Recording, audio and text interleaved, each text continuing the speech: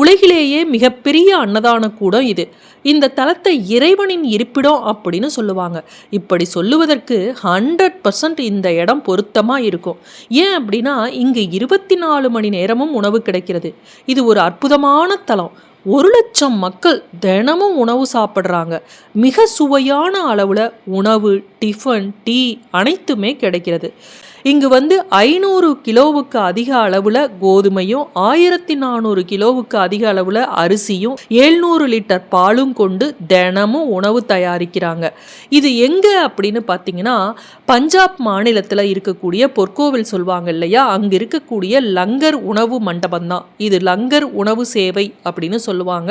அமிர்தசரஸோட மைய பகுதியில் இருக்கக்கூடிய பொற்கோவிலில் தான் இது தினமும் நடக்கிறது.